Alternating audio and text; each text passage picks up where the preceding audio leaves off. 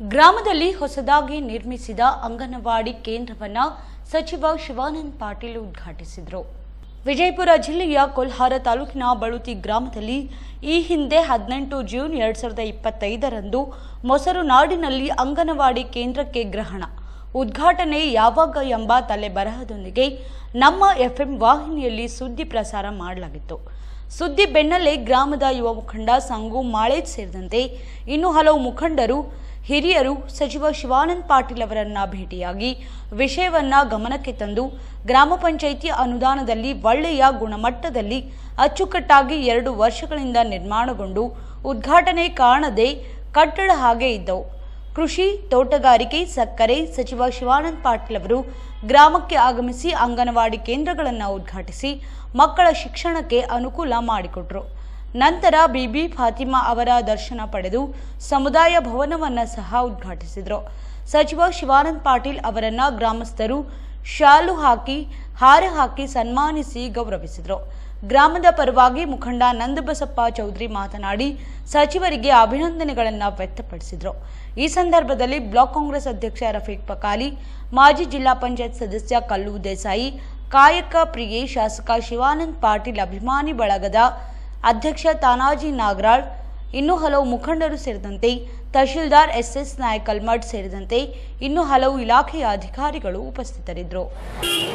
ಸತತವಾಗಿ 10 ವರ್ಷಗಳ ಕಾಲ ಬಿಬಿ ಫಾತಿಮಾ 10 ದಿನದ ಜಾತ್ರೆ ನಿಮಿತ್ತವಾಗಿ ಹಮ್ಮಿಕೊಟ್ಟಿರ್ತಕ್ಕಂಥ ಕಾರ್ಯಕ್ರಮದಲ್ಲಿ ಈ ಭಾಗದ ಸಚಿವರು, ಸಕ್ಕರೆ ಕಾರ್ಖಾನೆಯ ಸಚಿವರು ಹಾಗೂ ಹಾವೇರಿ ಜಿಲ್ಲೆಯ ಉಸ್ತುವಾರಿ ಮಂತ್ರಿಗಳು ಆಗಿರ್ತಕ್ಕಂಥ ಸನ್ಮಾನ್ಯ ಶ್ರೀ, ನಮ್ಮ ಕ್ಷೇತ್ರದ ಶಾಸಕರು ಆಗಿರ್ತಕ್ಕಂಥ ಸನ್ಮಾನ್ಯ ಶ್ರೀ ಶಿವಾನಂದ ಪಾಟೀಲರು ಈ ಕ್ಷೇತ್ರಕ್ಕೆ ಬಂದು ಈ ದೇವಿಯ ದರ್ಶನವನ್ನು ಪಡೆದುಕೊಂಡು ಅದಕ್ಕಿಂತ ಪೂರ್ವದಲ್ಲೇ ನಮ್ಮ ಊರು ನಂಬರ್ 2 ಅಂಗನವಾಡಿಗಳನ್ನು ಕಟ್ಟಿ ಸುಮಾರು 2 ವರ್ಷಗಳ ಕಾಲ ಆಗಿತ್ತು. ಆದರೆ ಅವು ಉದ್ಘಾಟನೆ ಕಂಡಿದ್ದಿಲ್ಲ. ಅದಕ್ಕೆ ಮಾನ್ಯ ಒಂದು ಕಾರ್ಯಕ್ರಮದಲ್ಲಿ ಬಂದಾಗ ಈಗ ಉದ್ಘಾಟನೆ ಆಗಿಲ್ಲ, ಸ್ವಲ್ಪ ಭಾಳ ಅಸ್ತವ್ಯಸ್ತವಾದ ಸ್ಥಿತಿಯಲ್ಲಿ ಅದಾವ. ಕಟ್ಟಡಗಳ ಸುಶಿಕ್ಷಿತ ಇದರಲ್ಲಿ ರೆಡಿ ಆಗ್ಯಾವ ನಮ್ಮ ಅಂತೇಳಿ. ಅದಕ್ಕೆ ತಾವು ದಯಮಾಡಿ ಬಂದು ಉದ್ಘಾಟನೆ ಮಾಡಿರಿ, ಸಂಬಂಧಪಟ್ಟವರು ಮಾಡಿದ್ರಿ ಅಂದ್ರೆ ನಾವು ಹೇಳಿದ ಕರೆಗೆ ತಾವು ಹೋಗೊಟ್ಟು ಸನ್ಮಾನ ಮಾಡಿದರೆ ಬಂದು ನೀವು ಉದ್ಘಾಟನೆ ಮಾಡಿದ್ರೆ ನಾನು ತಮ್ಮ ಶಾಲುವರಿಗೆ ಸನ್ಮಾನ ಮಾಡ್ತೀನಿ ಅಂತೇಳಿ ಒಂದು ಮಾತು ಕೊಟ್ಟಿದ್ದೆ. ಅದು FM ನ್ಯೂಸ್ನವ್ರು ಬಂದಾಗ ಅದೇ ಥರನಾಗಿ ಅವರು ನಮ್ಮ ಮಾತಿಗೆ ಹೋಗೊಟ್ಟು ಸಚಿವರು ತಮ್ಮ ಸಾವಿರಾರು ಕೆಲಸಗಳನ್ನು ಬದಿಗೊತ್ತಿ ಇವತ್ತು ಬಂದು 2 ಅಂಗನವಾಡಿಗಳನ್ನು ಉದ್ಘಾಟನೆ ಮಾಡಿ ತಮ್ಮ ಅನುದಾನದಲ್ಲಿ 3 ಕಂತುಗಳಲ್ಲಿ ಹಣವನ್ನು ಕೊಟ್ಟಿದ್ದರು ಒಂದು ಉಗ್ರಾಣ ಮಾಡಲಿಕ್ಕೆ. ಆ 3 ಕಂತಿನ ಉಗ್ರಾಣವನ್ನು ಅವ್ರವ್ರ ಕಡೆಯಿಂದ ನಾವು ಉದ್ಘಾಟನೆ ಮಾಡಿಸಿ ಕಳಿಸಿದ್ದೀವಿ. ಅದ್ರ ಜೊತೆಗೆ ಮುಂದೆ ಮತ್ತೆ ನಮ್ಮ ಇದ್ದಂಥ ಭಕ್ತರು ಒಂದು ಬೇಡಿಕೆಯನ್ನು ಇಟ್ಟರು. ಮುಂದಿನೆಲ್ಲ ಇಷ್ಟೆಲ್ಲ 20,000 ಜನಸಂಖ್ಯೆ ಬಂದೈತ್ರಿ ಸಾಹೇಬ್ರು, ಇವತ್ತು ಒಂದೇ ದಿವಸಕ್ಕೆ ನಾನು ಹೇಳಿದೆ 40 ಕ್ವಿಂಟಲ್ ಸುರ್ಮ ಮಾಡಿಸೈತಿ. ಇಲ್ಲಿ ಅಷ್ಟ ಗದ್ದಲಿದ್ರ ಸಹಿತ ಈ ಮಂದಿಗೆ ಮಳೆ ಬತ್ತಂದ್ರೆ ಸ್ವಲ್ಪ ತ್ರಾಸ ಆಕೈತಿ. ಅದಕ್ಕೆ ಮುಂದಿಂದು ಮಾಡಿಕೊಡ್ರಿ ಅಂದಾಗ ಶಾಸಕರು ಮುಗುಳ್ನಾಗೆ ನಕ್ಕು ಅದನ್ನು ಶಾಂಕ್ಷನ್ ಮಾಡ್ತೀನಿ ಅಂತೇಳಿ ಈಗಾಗಲೇ ನಮ್ಮ ಭರವಸೆಯನ್ನು ಕೊಟ್ಟು ಹೋಗಿದ್ದಾರೆ. ಅದಕ್ಕೆ ಇದು 10 ವರ್ಷಗಳ ಕಾಲ ಇಲ್ಲಿ ಏನು ಅತಿ ವಿಜೃಂಭಣೆ ನಡೀತಿ. ಆದ್ರೆ ನಾನು ನೋಡಿದಾಗ ನಾನು ವರ್ಷ ಇರೋರು ಇದ್ರಾಗ ಈ ಕಾರ್ಯಕ್ರಮಕ್ಕೆ, ಆದ್ರೆ ವರ್ಷದ 2 ಪಟ್ಟು ನಾನು ಜನ ನಿಂತೈತಿ. ನಾನು ಇಲ್ಲಿ ವೇದಿಕೆ ಕಡೆ ಬರಲಿಲ್ಲ, ಅಲ್ಲಿ ಬರೀ ದಾರಿ ಮಾಡ್ಸಕ್ಕೆ ನಿಂತಿದ್ದೆ. ಆ ಕಡೆ ಬರೀ ಹೆಣ್ಮಕ್ಳಿಗೆ ದರ್ಶನಕ್ಕೆ ಬರೋರಿಗೆ ದಾರಿ ಮಾಡ್ಸಕ್ಕೆ ನಿಂತ 2.5 ತಾಸು ನಾನು ಅಲ್ಲೇ ಒಬ್ಬನ ನಿಂತಿದ್ದೆ. ಒಂಟಗಾಲಲ್ಲೇ ತಹಶೀಲ್ದಾರ್ ಬಂದ ಮೇಲೆ ಹೋಗಿತ್ತು, ಅಲ್ಲೇ ನಿಂತಿದ್ದೆ. ಅಂಥ ಕಾರ್ಯಕ್ರಮ ಇವತ್ತು ಅದ್ಭುತವಾದಂಥ ಕಾರ್ಯಕ್ರಮ. ನಾ ಎಲ್ಲರಿಗೂ ಕೃತಜ್ಞತೆ ಹೇಳಬೇಕಪ್ಪ ಅಂದರೆ ಬಳುತಿ ಯುವಕರಿಗೆ ಜಾತಿ ಮತ ಪಂಥ ಇಲ್ದೇನೆ, ಪಕ್ಷ ಭೇದ ಇಲ್ದೇನೆ ನಾವು ಆ ಪಕ್ಷ ಈ ಪಕ್ಷ ಇಲ್ಲ, ಎಲ್ಲರೂ ಹೊಂದಾಣಿಕೆಯಿಂದ ಅಲ್ಲಿ ಓದಿ ಹೆಣ್ಮಕ್ಳಿಗೆ ಅಡಿಗೆ ಕೊಡೋದಂದ್ರೆ ಸಾಮಾನ್ಯ ದಾನವನ್ನು ಕೊಟ್ಟವ್ರಿಗಿಂತ ನಾವು ನೀಡಿದವ್ರು ಹೆಚ್ಚು ಪುಣ್ಯ ಪಡ್ಕೋತಾರೆ. ಎಲ್ಲರೂ ಹೋಗಿ ನಿಂತು ಕೆಲಸ ಮಾಡಿರಲ್ಲ. ನಮ್ಮ ಬಳುತಿಯ ಎಲ್ಲ ಸಮಸ್ತ ಜನಾಂಗದ ಯುವಕರಿಗೆ ನಾನು ಅಭಿನಂದನೆಗಳನ್ನ ಸಲ್ಲಿಸ್ತೀನಿ ಈ ಕಾರ್ಯಕ್ರಮದ ಮುಖಾಂತರ. ಯಾಕಂದ್ರೆ ಅಷ್ಟು ಸುಚಿತ್ರವಾಗಿ ಕೆಲಸ ಮಾಡಿದ್ರು. ಇವತ್ತು ನೀರಿನ ವ್ಯವಸ್ಥೆ ಆಗಾದ್ರೆ ಬರೀ ಫೋನ್ ಹೊಡೆದ್ರೆ ಸಾಕು, ನೀರಿನ ಹುಡುಗರೆಲ್ಲ ಬಂದ್ಕೇರಿ ಗಾಡಿ ತೊಗೊಂಡು ಹೋಗಿ ನೀರು ತಂದು ಇಟ್ಟರು. ಯಾರಿಗೇನು ಕುಂದುಕೊರತೆಗಳಾಗಿಲ್ಲ. ಕುಂದುಕೊರತೆಗಳಾಗಲಾರ್ದಂಥ ಇಂಥ ಕಾರ್ಯಕ್ರಮ ಈ ಬಳುತಿಯಲ್ಲಿ ವಿಜೃಂಭಣೆಯಿಂದ ಇವತ್ತು ನನಗೆ ಶಿರೂರದವ್ರು ಬಂದಿದ್ರು, ಬಾಗಲಕೋಟೆಯಿಂದ ಬದಾಮಿ ತಾಲೂಕಿನವ್ರು ಬಂದಿದ್ದರು. ಅವರೆಲ್ಲ ಹೇಳಿದರು ಇಂಥ ಸಣ್ಣ ಊರಾಗ ಇಂಥ ದೊಡ್ಡ ಕಾರ್ಯಕ್ರಮ ಹೆಂಗೆ ನಡೀತೈತಿ ಅಂತ. ಆ ದೇವಿ ಶಕ್ತಿ ಇವತ್ತು ಶ್ರೀಶೈಲ ಮಲ್ಲಿಕಾರ್ಜುನ ಇರ್ಬೋದು, ಪಂಡ್ರಪುರ ಪಾಂಡುರಂಗ ಇರ್ಬೋದು, ಸೌಜತ್ ಯಲ್ಲಮ್ಮ ಇರ್ಬೋದು, ಬದಾಮಿ ಬನಶಂಕರಿ ಇರ್ಬೋದು. ಆ ದೇವರಿಗೆ ಯಾರು ರೊಕ್ಕ ಕೊಡಂಗಿಲ್ಲ, ತಾವು ಹೋಗ್ತಾರೆ ಭಕ್ತರು. ಅದೇ ರೀತಿ ಇಲ್ಲಿ ಭಕ್ತರು ತಲೆಬಾಗ್ಯಾರ. ಎಷ್ಟೋ ಮಂದಿ ನನಗೆ ಹೇಳಿದರು, ಹೋದ ವರ್ಷ ನಾನು ಸಂಕಲ್ಪ ಮಾಡ್ಕೊಂಡು ಹೋಗಿದ್ದೀರಿ, 12 ವರ್ಷ ಮಕ್ಕಳಿದ್ದಿದ್ದಿಲ್ಲ, ಈ ಸಲ ನಾನು ಸೊಸಿ ಇವತ್ತು ಗಂಡ ಹಿಡ್ದಾಳ ಹೇಳಿದರು. ಒಬ್ಬಕ್ಕೆ 7 ಕುಬ್ಸ ಮಾಡಿ ಬಂದಿನಿ ಅಂತ ಹೇಳಿದರು. ಒಬ್ಬರು ಹೊಲ ತೊಗೊಂಡೇವಂದ್ರು, ಒಬ್ಬರು ಜೀಪ್ ತೊಗೊಂಡೇವ್ರಿ, ನಾವು ನಮ್ಮ ಸಾಲೆಲ್ಲ ಹೋಗೈತ್ರಿ ಅಂದರು. ಆ ದೇವಿ ಮೇಲೆ ಹೊರೆ ಹಾಕಿ ಏನು ಇಲ್ಲಿ ಬಂದಿರತಕ್ಕಂಥ ಭಕ್ತರ ಆಶಾಕಿರಣವನ್ನು ಪೂರೈಸುವಂಥ ಶಕ್ತಿಯ ಆ ದೇವಿಯಲ್ಲಿ ಐತೆ ಅನ್ನೋದು ಮನಗಂಡು ನಮ್ಮ ಊರಿನಕ್ಕಿಂತ ಸುಮಾರು 1000 ಪಟ್ಟು ಹೆಚ್ಚು ಜನ ಬರ್ತಾರೆ. ನಾವೇನು ಇರೋದು ಒಂದು 2000 ಜನಸಂಖ್ಯೆ ಇದು ಊರು, ನಮ್ಮ ಸಣ್ಣ ಊರ ಅಂಥದ್ರಲ್ಲಿ 20,000 ಜನಸಂಖ್ಯೆ ಕೊಡ್ತಾನೆ. ಎಷ್ಟು ಊರಿನವ್ರು ಬರ್ತಾರೆ ಗೊತ್ತಿಲ್ಲ. ಮತ್ತು ನಿನ್ನೆಯಿಂದನೇ ಪ್ರಸಾದ ಚಾಲು ಐತಂದ್ರೆ ನಿನ್ನೆ ರಾತ್ರಿ 40 ಹೆಜ್ಜೆ ಮೇಳಗಳು ಬಂದು ಆಡಿ ಹೋದವು. ಇಲ್ಲಿ ಇವತ್ತು 70ರಿಂದ 80 ಹೆಜ್ಜೆ ಮೇಳಗಳು ಬಂದು ಆಡ್ಯಾದು. ಹೆಸರು ಕೊಡ್ಲಾರ್ದವ್ರು ಬಂದು ಆಡಿ ಹೋದ್ರು. ಅದಕ್ಕೆ ಅಂಥ ದೊಡ್ಡ ಕಾರ್ಯಕ್ರಮ ಈ ಊರಲ್ಲಿ ನಡೆದೈತೆ ಅಂದ್ರೆ ಈ ಊರಿನ ಒಂದು ಸೌಭಾಗ್ಯ. ಈ ಕೀರ್ತಿ ಪತಾಕಿ ಇಡೀ ರಾಜ್ಯ ತುಂಬ ಹರಡಲಿ. 2 ಜಿಲ್ಲೆಯೊಳಗಿತ್ತು, ಬಿಜಾಪುರ ಬಾಗಲಕೋಟೆ ಜಿಲ್ಲೆ ಮಂದಿ ಗೊತ್ತಿತ್ತು. ಆದರೆ ರಾಜ್ಯ ಮಟ್ಟಕ್ಕೆ ಸಹಿತ ಇದು ಹೋಗೈತಿ ಇವತ್ತು ಸುದ್ದಿ. ಅದಕ್ಕೆ ನಮ್ಮಲ್ಲಿ ಏನು ಅಂತ ಬಂದ್ರೆ ಇರೋದ ಒಂದು 10 ಮಂದಿ ಮುಸ್ಲಿಮ್ಸ್ ಅಲ್ಪಸಂಖ್ಯಾತರು ಅದಾರೆ.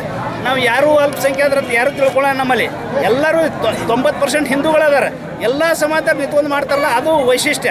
ಅದಕ್ಕೆ ಬಾಯಿ ಅನ್ನುವಂಥದ್ದು ದೇಶಕ್ಕೆ ಮಾದರಿ ಆಗ್ಬೇಕು. ನಾವು ಸುಮ್ಕೆ ಒಂದು ಎಲ್ಲಾದ್ರೂ ಕೆಟ್ಟದ್ದು ಒಂದು ಪ್ರಾಣಿ ಬಂದು ಕೇರಿ ನಾ ಪಾಕಿಸ್ತಾನ ಜೆ ನಾ ಹಿಂದೂಸ್ತಾನ್ ಜೆ ಅಥವಾ ಅದಾಗಬಾರ್ದು.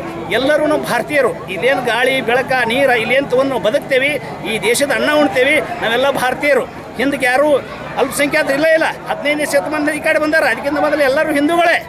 ಆದ್ರೆ ಮತಾಂತರ ಆಗಿದ್ದೆ ಅದಕ್ಕಂದ್ರೆ ಇನ್ನೊಬ್ಬರ ತುಷ್ಟೀಕರಣ ಮಾಡೋ ಸಂಬಂಧ ಅವ್ರು ಆಗ್ಯಾರ. ಪಾಪ ಅವ್ರಿಗೇನು ಅನ್ನೋಂಗಿಲ್ಲ. ಈಗ ಅವರು ನಮ್ಮ ಜೊತೆ ಹೊಂದಾಣಿಕೆಯಾಗಿ ಇಲ್ಲಿ ಏನಿದೇವಿ ಇದನ್ನು ಇಡೀ ದೇಶಕ್ಕೆ ಮಾದರಿ ಆಗ್ಬೇಕು. ಇಲ್ಲೇ ಸಣ್ಣ ನೋಡೋಲ್ಲ ತೊಂದರೆ ಆಗಿರ್ತಾವೆ. ಆಗಲೇ ಒಬ್ಬರು ಬಂದಿದ್ರು, ಸ್ವಲ್ಪ ನಿಮ್ಮ ಮಸೀದಿ ಮುಂದೆ ಹೋಗಾಗ ನಾವು ಸತ್ತಂತ ಹೆಣ ಸೈದಿ ಬಿಟ್ಟಿದ್ದಿಲ್ಲ ನೀವು, ಈಗೆಲ್ಲರೂ ನಾವು ಒಂದೇ ಅನ್ನುವಂಥ ಭಾವನೆ ಮೂಡ್ಕೊರೆ ಅಂತ ಹೇಳಿದೆ. ಇಲ್ಲೊಂದು ಕಾರ್ಯಕ್ರಮ ಅಡ್ಡಿಪಡಿಸಿದ್ರು ಅವ್ರು. ನೀವು ಆ ಸೋಗ ಹಾಕಿರಿ ಈಗ ಸೋಗ ಹಾಕಿರಿ ಅಂತ ಹೇಳಿದೆ. ನಮ್ಮ ಊರಾಗ ಬಂದು ನೀವೇನು ನಿಮ್ಮ ಊರಾಗ ಬಂದು ಅವ್ರು ಮಾಡಿದ್ರೆ ಹೇಳ್ರಿ. ಅವ್ರು ಸಿದ್ದಾಪುರದವ್ರು ಬಂದಿದ್ರು. ಅದಕ್ಕೇನು ತೊಂದರೆ ಮಾಡಬಾರ್ದು ಅಂದಾಗ ಅವರು ಒಪ್ಕೊಂಡು ಹೋದರು. ಎಲ್ಲರೂ ಒಬ್ರು ಇಂಥವ್ರು ಇಡೋದ್ರಿಂದನೇ ಈಗ ಹಾಲು ಒಂದು ಕೊಡ ಹಾಲದವಂದ್ರು ಅದು ಕೆಡಿಸ್ಬೇಕಾದ್ರೆ ಒಂದು ಹಳ್ಳು ಉಪ್ಪು ಹಾಕಿದ್ರೆ ಸಾಕು ಕೆಟ್ಟು ಹೋಗೈತೆ. ಅಂಥ ಉಪ್ಪಿನಂಥ ಹಳ್ಳಿನಂಥವ್ರು ಬರಬೇಡ್ರಿ. ಇಲ್ಲಿ ಇದು ನಮ್ಮದು ಒಳ್ಳೆ ವಾತಾವರಣದಲ್ಲಿ ನಡೆದಿರ್ತಕ್ಕಂಥ ಕೆಲಸ. ಈ ಮುಂದಿನ ಪೀಳಿಗೆ ನಾವು ಇವತ್ತಿರ್ತೇವೋ ನಾಳೆ ಇರೋದಿಲ್ಲ ಗೊತ್ತಿಲ್ಲ. ಆದರೆ ಮುಂದಿನ ಜನಾಂಗ ಇದು ಸೌಹಾರ್ದ, ಶಾಂತಿ ಸೌಹಾರ್ದತೆ ಒಂದು ಕೇಂದ್ರವಾಗಲಿ. ಈ ಹೆಸರು ನಾಡಿನಲ್ಲಿ ಹರಡಿದ್ರಾಗ ನಾವೆಲ್ಲರೂ ಸೌಹಾರ್ದತೆಯಿಂದ ಬದುಕ್ತೇವೆ ಅನ್ನುವಂಥ ಒಂದು ಸಂದೇಶವನ್ನು ನಾವು ಜಗತ್ತಿಗೆ ಮುಟ್ಟಿಸ್ಬೇಕಾಗೈತಿ. ಇವತ್ತು ಜಗತ್ತಿಗೆ ಮುಟ್ಟಿಸ್ಬೇಕಾಗೈತಿ. ನಾನ್ಯಾರು ನೀನ್ಯಾರು ಅಂತಿಲ್ಲ. ಇಲ್ಲೆಲ್ಲ ಪ್ರತಿಯೊಬ್ಬನ ರಕ್ತ ಕೊಯ್ದ್ರೆ ಎಲ್ಲರ ರಕ್ತನೇ ಬರ್ತೈತಿ. ಬಡವನ ಮನೆ ದೀಪ ಹಚ್ಚಿದ್ರು ಬೆಳಕು ಬೀಳ್ತೈತಿ, ಶ್ರೀಮಂತರ ಮನೆಯಾಗ ಬೀಳ್ತೈತಿ. ಅದು ಬೇರೆ ಆಗೋದಿಲ್ಲ. ಅದಕ್ಕೆ ಅಂಥ ಒಂದು ಉದ್ದೇಶ ಇಟ್ಕೊಂಡು ನಾವು ಇಲ್ಲಿ ನೆಲ ಜಲ ಭೂಮಿ ಏನದೇವಿ ಎಲ್ಲರೂ ಹೊಂದಾಣಿಕೆಯಿಂದ ಇರುವಂಥ ಶಾಂತಿ ಸೌಹಾರ್ದತೆ ಕಾರ್ಯಕ್ರಮ ಇಲ್ಲಿ ನಮ್ಮೂರ ಮಾಡಕತ್ತೀವಿ. ಅದಕ್ಕೆ ಇವತ್ತಿನ ದಿವಸ ತಾವೇನು ಬಂದಿರಿ ಇದು ಜಗತ್ತಿಗೆ ದೇಶಕ್ಕೆ ಸಂದೇಶ ಮುಟ್ಲಿ ಅನ್ನುವಂಥ ಮಾತನ್ನು ಹೇಳಿ ನನಗೂ ಮಾತಾಡ್ಲಿಕ್ಕೆ ಮಾತಾಡ್ತೀನಿ. ಜೈ ಹಿಂದ್.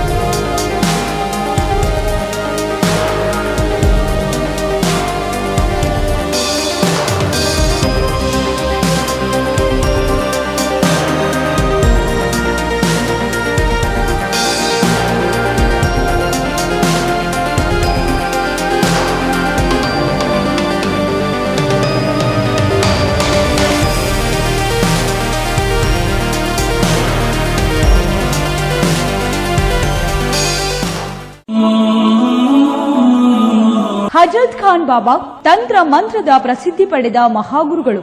ವಿಜಯಪುರ ನಗರದ ಶ್ರೇಷ್ಠ ಹೆಸರುವಾಸಿಯಾದ ಹಜರತ್ ಖಾನ್ ಬಾಬಾ ನಿಮ್ಮ ಪ್ರತಿಯೊಂದು ಸಮಸ್ಯೆಗಳ ಬಗ್ಗೆ ಖಾತ್ರಿ ಹಾಗೂ ಸಮಾಧಾನ ಪಡೆಯಿರಿ. ಹಜರತ್ ಖಾನ್ ಬಾಬಾ ವಿಜಯಪುರ ನಗರದಲ್ಲಿ ಕಳೆದ 20 ವರ್ಷಗಳಿಂದ ತಮ್ಮ ಸ್ವಂತ ಮನೆ ವಿಳಾಸದಲ್ಲಿದ್ದು ಸಾರ್ವಜನಿಕರ ವೈಯಕ್ತಿಕ ಸಮಸ್ಯೆ ದೋಷಗಳನ್ನ ಪರಿಹಾರ ಮಾಡುತ್ತಿದ್ದಾರೆ. ಹಜರತ್ ಖಾನ್ ಬಾಬಾ ಸಂತೋಷದ ಸುದ್ದಿ ಕೇಳಿ ಆನಂದ ಆಗಬಹುದು. ಇವರು ಪಿಶಾಚಿ ಮತ್ತು ಭೂತದ ಕಾಟ ಮಾಟ ಮಾಡಿದ್ದು ತೆಗೆಯುತ್ತಾರೆ ಮತ್ತು ಬಹಳ ಕಾಲ ಮಕ್ಕಳಾಗದಿದ್ದರೆ ಹಾಗೂ ದಮ್ಮು, ಹೊಟ್ಟೆ ನೋವು, ಹೆಣ್ಣು ಮಕ್ಕಳ ತೊಂದರೆಗಳು, ಕಾಮಣಿ, ಇಸುಬು ಇವರ ಔಷಧ ಹಾಗೂ ಮಂತ್ರಶಕ್ತಿ, ದಿವ್ಯ ಶಕ್ತಿಯಿಂದ ಹಜರತ್ ಖಾನ್ ಬಾಬಾ ಇವರು ಆರೋಗ್ಯ ಚಿಕಿತ್ಸೆ ನೀಡಿ ನಿಮ್ಮ ಕಷ್ಟ ನೋವುಗಳನ್ನ ದೂರ ಮಾಡಿಕೊಡುತ್ತಾರೆ. ನಿಮ್ಮ ಸಮಸ್ಯೆಗಳಾದ ಮನಸ್ಸಿನ ಇಚ್ಛೆ, ಪ್ರೇಮ ವಿವಾಹ ಸಮಸ್ಯೆ, ನೌಕರಿ ಸಮಸ್ಯೆ, ಪತಿ ಪತ್ನಿಯರ ಸಮಸ್ಯೆ, ಆಸ್ತಿ ವಿಚಾರ, ಮಾಟ ಮಂತ್ರದ ಬಗ್ಗೆ, ಆರೋಗ್ಯ ತೊಂದರೆ, ಗುಪ್ತ ರೋಗಗಳು, ಶತ್ರುಕಾಟ, ಉದ್ಯೋಗ ಸಮಸ್ಯೆ, ಗೃಹ ಸಮಸ್ಯೆ, ಕೋರ್ಟ್ ವಿಚಾರ, ಸಾಲಬಾಧೆ, ಧನ ಸಂಪತ್ತು ಪ್ರಾಪ್ತಿ ಬಗ್ಗೆ,